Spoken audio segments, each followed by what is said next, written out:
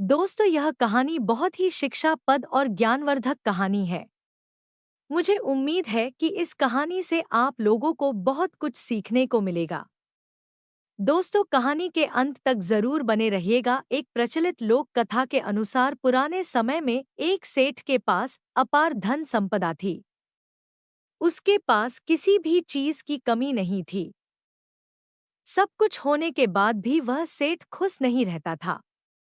सेठ के मन में एक अलग सा बेचैनी हुआ करता था। इसलिए सेठ अशांत था रहता था। एक दिन उसके नगर में तपस्वी संत आए। इस बात से अनजान था सेठ, परंतु एक दिन एक पेड़ के एक बार की बात है। एक छोटे से गांव में धीरज नाम का किसान रहता था।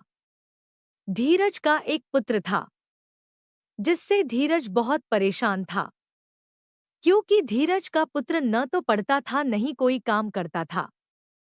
पूरा समय उसका अपने दोस्तों के साथ खेल कूद में निकल जाता था। इससे धीरज और उसकी पत्नी बहुत चिंतित रहती थी। एक दिन धीरज को माँ ने धीरज को पाठशाला में पढ़ने के लिए भेज दिया। धीरज को कक्षा में गुरुजी अपने सभी छात्रों को समझाना चाहते थे कि प्रकृति सभी को समान अवसर देती है और उस अवसर का इस्तेमाल करके अपना भाग्य खुद बना सकते हैं।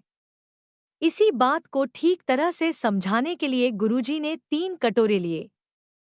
पहले कटोरे में एक आलू रखा, दूसरे में अंडा और तीसरे कटोरे में चाय की पत्ती डाल दी।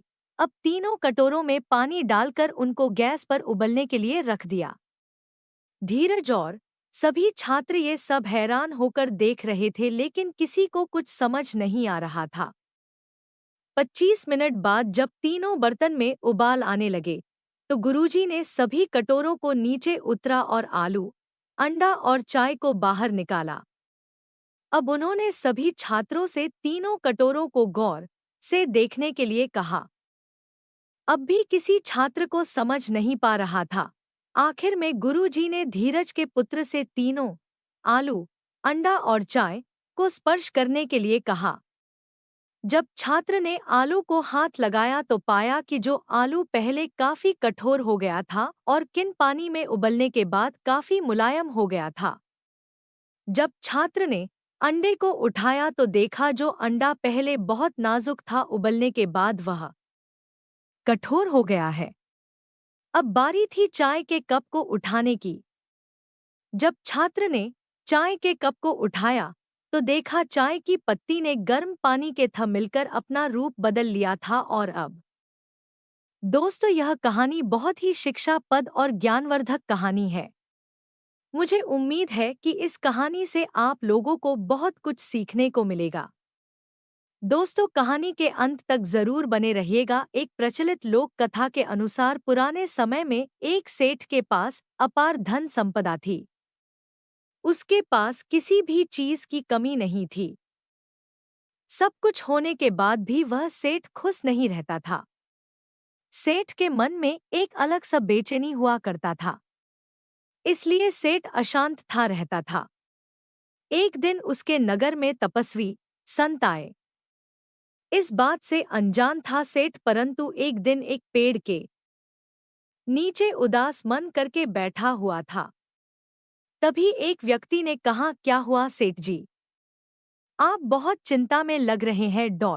तभी सेठ जी कहते हैं, मैं कुछ दिनों से बहुत परेशान हूँ। मेरे अंदर अजीब सा बेचैनी है। मुझे कुछ समझ नहीं आता है। तभी वह व्यक्ति ने कहा, सेठ जी, हमारे नगर में एक बहुत ही ज्ञानी संत आए हुए हैं। क्यों न आप उनके पास अपनी समस्या लेकर जाएं। तभी फौरन सेठ संत से मिलने पहुंच गया। सेठ ने स्वर्ण मुद्राओं से भरी थैलियां संत के चरणों में रखी और कहा कि गुरुवर, मुझे आशीर्वाद दीजिए। मुझे मन की शांति चाहिए। तुम स्वर्ण मुद्राओं से भरी थैलियां, संत ने सेठ से कहा कि ये सब यहाँ से हटा लो। मैं गरीबों से दान नहीं लेता हूँ। ये सुनकर सेठ को आश्चर्य हुआ। उसने कहा कि गुरुजी, मैं अमीर इंसान हूँ, आप मुझे गरीब कैसे बोल रहे हैं। संत बोले कि अगर तू अमीर है तो मुझसे किस बात का आशीर्वाद चाहिए। सेठ ने कहा कि महाराज, मैं कुछ दिनों से बहुत चिंतित हूँ। अगर आपका आशीर्वाद मिल जाता तो मैं इस नगर का सबसे अमीर इंसान बन जाता। संत ने उससे कहा कि भाई, जब तुम्हारी इच्छाओं का ही कोई ठिकाना नहीं है तो तुम खुद भिखारियों से अलग क्यों मानते हो। धन के लोभ में तुम्हें शांति नहीं मिल सकती है। ऐसे ही अनेक लोग हैं जो काम वासनाओं और लालच में फंसे रहते हैं, लेकिन वे चाहते हैं कि उनकी गिनती धार्मिक आचरण करने वाले लोगों में हो। वे ऐसा दिखावा करते हैं कि वे सभ्य और कुलीन हैं, लेकिन ऐसा संभव नहीं है। जब हम इच्छाओं का त्याग करेंगे तभी हमारा मन शांत हो सकता है और हमारी गिनती कुलीन लोगों में हो सकती है।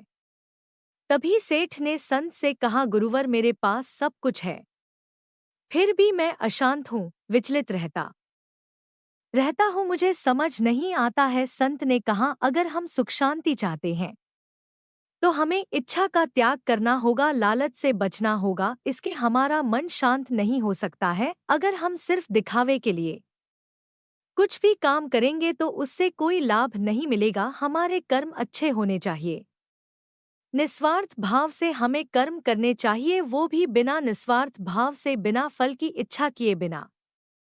जैसे हमारे कर्म होंगे वैसी हमारी दशा होगी। हमारे कर्म ही हमें समाज में ऊंचा स्थान दिलाते हैं। ईश्वर हमारा कर्म ही देखता है।